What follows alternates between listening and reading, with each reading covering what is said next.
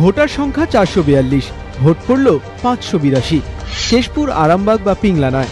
এই তথ্য কলকাতা ঠিক পাশে রাজারহাট গোপালপুর পুরসভার 23 নম্বর ওয়ার্ডের।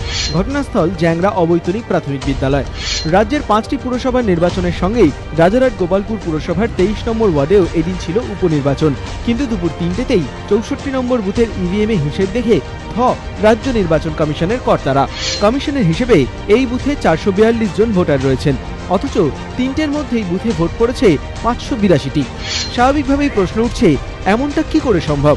90 থেকে 95% ভোট পড়লেই যেখানে বিরোধীরা রিগিং, কারচুপির অভিযোগে সরব হন, সেখানে মোট ভোটের চেয়েও বেশি ভোট পড়ল।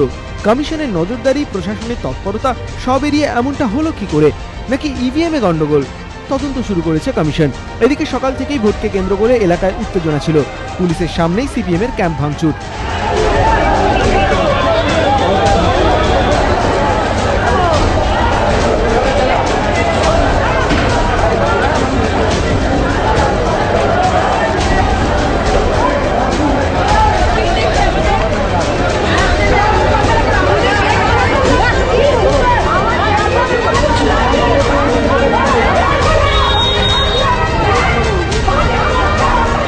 সিপিএম কর্মীদের মারধরের পাশাপাশি তাদের ক্যাম্প দখলের অভিযোগ উঠেছে তৃণমূলের বিরুদ্ধে, যদিও শাসক দল অভিযোগ ভিত্তিহীন বলে উড়িয়ে দিয়েছে। দীপক ঘোষ, জয়ন্ত পাল, এবিপি আনন্দ, কলকাতা।